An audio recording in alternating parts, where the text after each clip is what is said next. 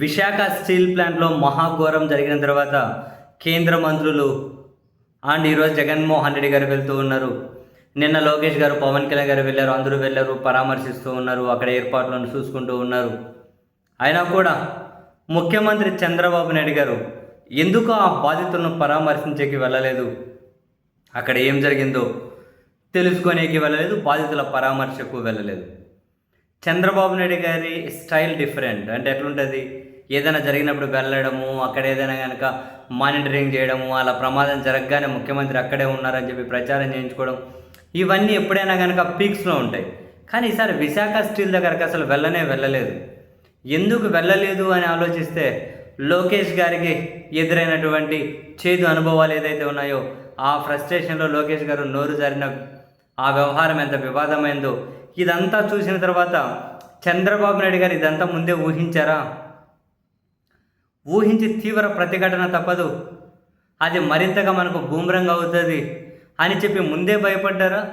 అందుకనే ఆ బాధితుల పరామర్శకు వెళ్ళలేదా అని అంటే అవుననే సమాధానమే వినిపిస్తుందేమో. కారణం లేకపోలేదు.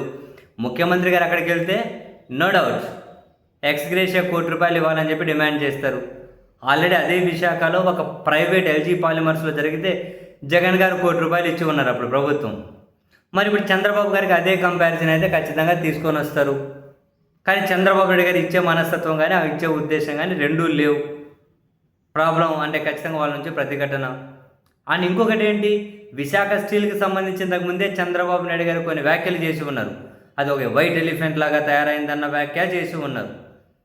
ఉత్పాదకత ఆధారంగానే కార్మికులకు డబ్బులు ఇవ్వాలి అనేది చేసి ఉన్నారు. ఇప్పుడేమో ఉద్యోగులు తగ్గి ఒత్తిడి ఉన్న ఉద్యోగుల మీద పెరిగిపోయి ఇటువంటి ప్రమాదం జరిగింది అన్న ప్రశ్నలు వినిపిస్తూ ఉన్నాయి.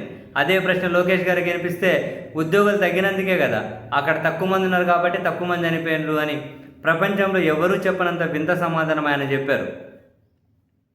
మరి చంద్రబాబు గారు వెళ్తే తాను ఇంతకుముందు ప్రతికూలంగా చేసిన వ్యాఖ్యలు, జగన్మోహన్ రెడ్డి గారితో కంపారిజన్ చేసి ఎక్స్గ్రేషియా అడగడం ఉంటుంది. అక్కడేమో బాధితులు తీవ్ర ఆవేదనలో ఉన్నారు, ఆగ్రహంతో ఉన్నారు. మరి అటుకి వెళ్ళి ఏం చేసినా ఇప్పుడు లోకేష్ గారి కంటే ఇంకా 10 చంద్రబాబు గారికి అయితే ప్రతిఘటన డెఫినెట్లీ ఎదురయ్యేది. అంతకుమించి 10 చేదు అనుభవం ఎదురయ్యేది, అంతే, అనుమానం ఏముంది. సో ఇవన్నీ ముందే పసిగట్టి అక్కడికి వెళ్ళే ధైర్యం చంద్రబాబు నాయుడు గారు చేయలేకపోయారు అని చెప్పైతే ప్రస్తుతానికి వినిపిస్తున్నటువంటి గుసగుసలు.